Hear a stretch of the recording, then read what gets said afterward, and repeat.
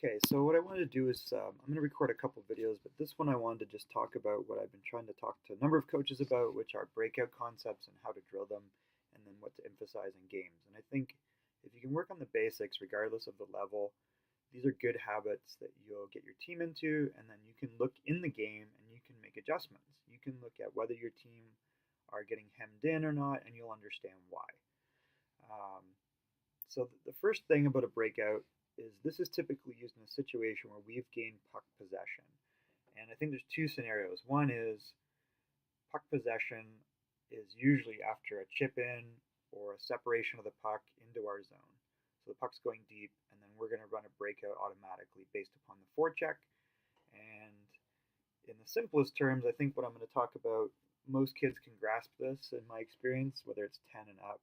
So if you're in a rep team and you're doing 10, 12, 14 and up, the D will all understand these concepts, and the players will all understand their jobs, as long as you explain it clearly and consistently, and then you just drill it, drill it, drill it. So again, this is a puck possession scenario. So we explain to them when the other team shoots the puck in and we're both chasing the puck and we get there first, this is how we get out of the zone. So D escape is the first concept that we want to talk about separately to the D. And there's two primary D escapes, wheel and D to D passing. So the quick escape and reverse and some other concepts are a little bit more advanced that will build on wheel and D to D. But I think regardless of the level, if we teach our kids when to use wheel and when to use D to D, they're going to have really good escapes that they can just keep practicing and practicing over time. And you can talk to them about their positioning, their foot movement, and their decision making.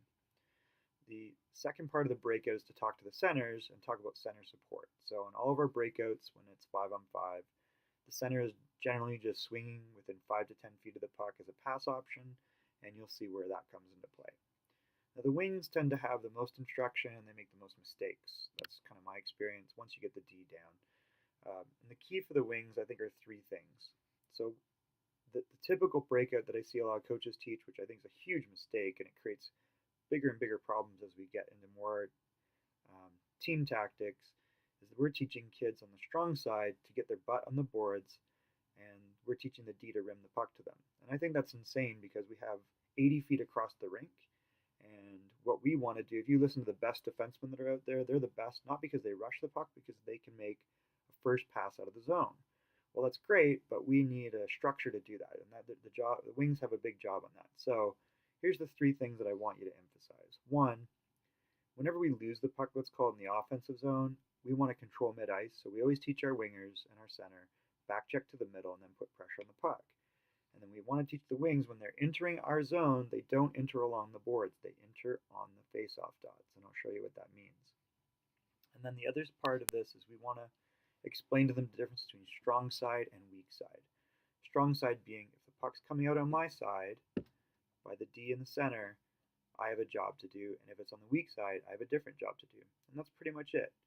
And I think the key then is you want to, once you have them in the proper position and jobs around strong side and weak side, we want to make sure that they understand we want their feet facing outside of the zone. So again, if my butt's on the boards and my toes are pointing to the middle of the ice, I don't have defensive position, and if someone does pass me the puck or rims me the puck, I'm basically going to move that puck off my skate if I don't control it into the mid-ice, which is not where we want it, because the other team's going to get it and put it to our net. We're just helping the offense. As opposed to if my feet are faced out and I'm not on the boards and I'm skating in the lane next to the boards, the lane next to that towards the dot, I'm going in the right direction. So I'm off the boards. That means the D can't just come down and pin me against the boards. The winger can't pin me against the boards. I'm getting a pass it's off the boards. The boards are open that I could chip it around them if they open it, or I can make a pass to center or wing that's coming from the weak side. So those are all the reasonings behind that. And then the final is not turning from the play, so making sure that they are open to the pass option while going through that lane. So it's, stick on the ice, they're going down, double stop, facing the puck, always seeing the puck, and they're a pass option with their toes pointed out. Okay, so let me show you how I would drill, or how I drill even half ice. I'm going to focus on in this video how I drill breakouts. So another thing to emphasize, aside from when to use the two escapes, for the D is that we want them breaking out somewhere between the post and the dots, So there's imaginary lines here, right? So you see this lane is where we want the D breaking out. So then the question is, when do they use wheel versus D to D? Now they could probably interchange this, but we want them to think in terms of two things. If the puck is shot wide into the corner, that's wheel. If the puck is in tight, we want them to look for D to D. And we always want the D to stay parallel to one another so they're an outlet pass option. So they move together as a unit. And then we talked about the wings entering our zone along the dots. So this is what I'm talking about, the face-off dots. You know, if we lose the puck down here, we want them to back check to the middle, go through the neutral zone. We want to put pressure on the puck if we can, but usually the wings are the last guys and usually the center's the first, just because for the most part, but that's not always the case. Let's call it that.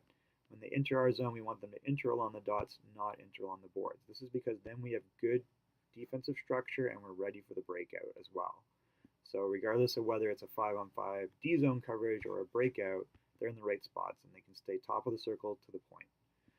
All right, so we enter the zone, wings on the dots, center swings with the puck. I basically drill it like this. Coach is at center, I line up the unit here, all the other kids are off to the side in units. So I've got D, D, center in the middle, wing, wing. And then I shoot the puck in and they enter the zone as a group. I shoot the puck wide and I call out an audible of wheel. The D know, the first D on the puck becomes D1, he gets possession, he's going to skate around and we want him exiting as tight to the post as possible. This D then knows because they always stay parallel, he's going to swing over here. Center swings through the middle of the puck, so he's a close option. Strong side winger becomes this winger, which is, I guess, technically the left winger. Through the dots, double stop, and then coming up this lane is a pass option. You know, his eyes and sticker towards the puck, his toes are pointing outward. This D can then go D to strong side wing to center. Weak side wing is going to track across and high. So then it goes D to wing to center, up to wing, and then wing passes back to the coach. And then what I will do is I will shoot it. They reset out of the top into their positions in motion. I shoot it in tight and I call out D to D. So then now I've got D2 entering on this side and he's going to get the puck and he's going to look for a D to D bank to his partner at D1. Same thing. Wings through the dots, double stop, come up through this lane, pass to wing, center swings through, pass to him, overload by the wing, pass out to the coach. And then what I'll do is I'll go the other side. So in the corner, I got an audible wheel. They come out this side, and this guy becomes the strong side and follows the same job. This guy becomes the weak side and falls high. And then I shoot it in tight and call for D to D. And that's what I'll do. So I'll go in succession. Wheel, D to D, wheel, D to D.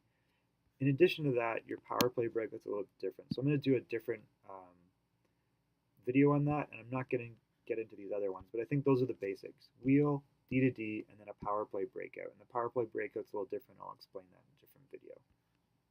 Those are the basic concepts, and I think once you explain it to them, and then you drill every practice. I would do this 8 to 10 minutes regardless of your level. I would just do this every practice you build this in, because this is going to save you a lot of pain. We'll talk about regroups another time, because that's another type of breakout that's in mid-ice, and that's a different set of jobs, and that'll vary. But I think in this case, this gets us a lot of pain out of our game.